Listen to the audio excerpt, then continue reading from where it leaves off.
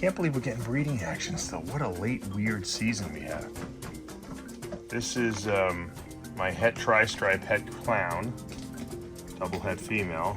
I'm breeding to my clown, 66% het tri-stripe.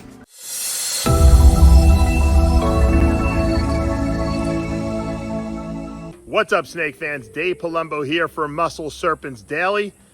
The sun is setting. You can see it's getting dark here in Cape Coral. We had a little bit of rain today, and I'm telling you, I don't know what's going on with the ball python breeding season, and I hear it from everyone, not just people in Florida, all over the place. It's a late season. I saw so many locks today, you would think that it was November. November is when you start getting locks, November, December. January, you start getting locks, you start seeing all kinds of your breeding behavior. I'm telling you, that's what my snake room is like now. It's like someone delayed the whole breeding season by like 8 or 9 months. It's gonna totally throw off, you know, I got a bunch of probably about 10 or 12 clutches earlier this season normally, but those are really from last year, and now whatever I'm getting now, I think is this year's breeding crop. It's the craziest season I've ever seen. So we're gonna show you some ball python locks, a couple other cool snakes that I like in my collection, and you never know what else might happen. Stay tuned. All right, I greatly disrupted this breeding that was going on because I didn't even know what was going on. That's my ultraviolet female that is smaller actually than the male, which is my hypopide. So the ultraviolet is my super hurricane, and she hypo rainbow visual that we produced several years back. She's about 3.5 years old now, about 3 years old. She's kind of small. She hasn't really been eating, and once again, sometimes you put the males in and they'll start breeding, and it looks like we got a lock there. And I'm gonna try to close this tub up and so I don't disrupt it.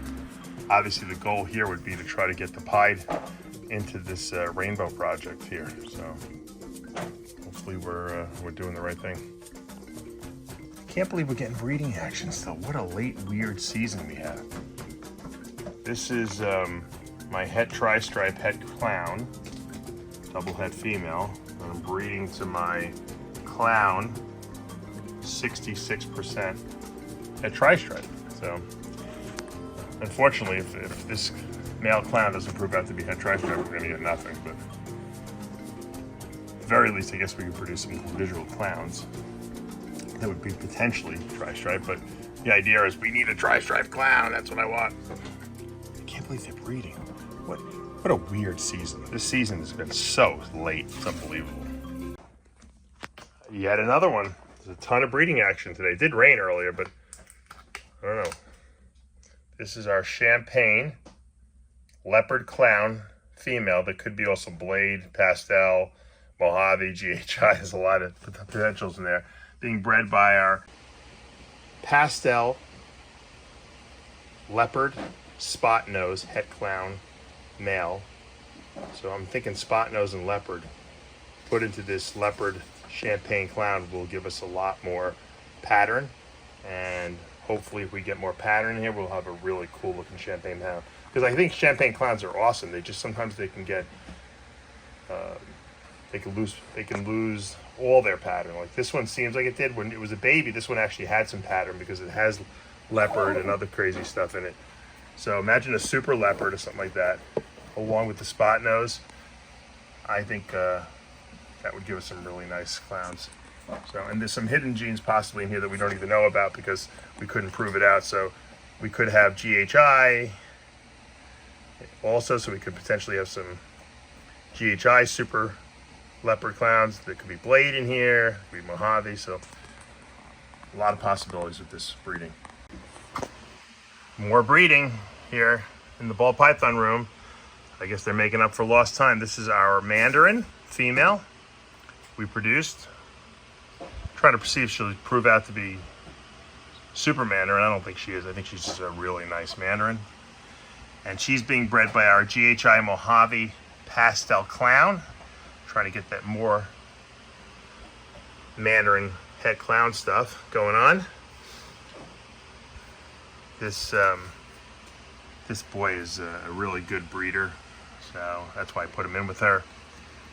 Once again, to get the GHI Mojave into the Mandarin, I think it's going to be a really nice combination. And yet another breeding pair at the end of the breeding season breeding. This is a good one. This is actually my pied female that's scaleless head being bred to a scaleless head pied. So I've yet to hit the scaleless, completely scaleless animal that's pied, and so this could potentially be one. First time. Definitely got a lock here. Once again, I'm super psyched. I never really got a lot of action from the head pied to head pied scaleless heads. So we're going with the male, the father to the daughter. Let's see what we get. She's small, this girl, but she's obviously got enough years on her. Hopefully we get some babies. Oh, look, we had a fresh shed on our bamboo rat snake. And wow, this thing really changed a lot. If you remember when I first got it, this thing was like a lot of black and not as much red. Well, there was red, but it was black and red. And as it's getting bigger, the black is spreading out more. It's still there, it's just stretched out. It seems like it's a lot more red, doesn't it? That's the female. Let's see what the male is. How's he's doing? Oh, he shed too. So these colubrids poop like crazy. Look at them. All the colubrids, they shake their tail like a little rattlesnake. And here, Pablo. Really cool. Can't believe we have these for almost a year. Look at that. Look at that tail shaking. We'll be breeding these one of these days. We'll produce our own captive-born bamboo rat snakes. They're definitely getting a little more tame. I really believe these snakes and lizards, they really get to know your smell, and they start getting comfortable with you. Although you wouldn't know by the tail shaking. Look how great the corn snake looks. The shed. This is our amelanistic, or albino basically, halo red factor. Looks great on this cocoa blocks. Love it. We're gonna have to put him in a bigger cage pretty soon. It's a girl, I should say. She's a female. Really nice. I really understand why people get so into corn snakes. They're not like big and muscular like pythons and boas, but they look, the color palette is just incredible, and I'm a color palette guy. I like colors and patterns. All right, there's our Mexican black king snake with the cocoa blocks. Going to hide. Let's see if we can get him out of here. Look at that. Look how black that guy is. He is beautiful. Oh man, I can't wait till they're bigger. Really nice. All right, there's my albino Pityus mucosus. Trying to dig into the cocoa blocks. Not doing a very good job because there's nowhere to dig really in this cage. But totally changing color. This was like a golden, albino looking. It's starting to get whiter, as I told you it would. And they need bigger cages too. These little tubs are not going to cut it anymore.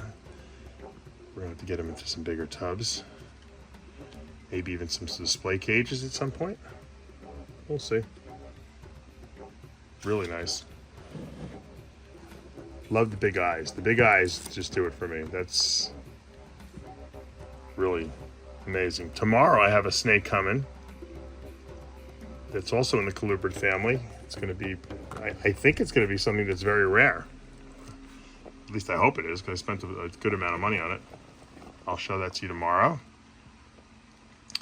And for now, we'll let this guy chill out. Look at this beautiful little boy we produced last year. Switching over to ball pythons. This is a high intensity orange dream, pastel clown. And We love our Orange Dream stuff. We love our Clown stuff. And we love high intensity Orange Dream, that's for sure. Beautiful. Really nice male. I'm glad he was really, I didn't hold back that many male clowns this past year, but mostly females. But this boy was just exquisite. Couldn't let him go.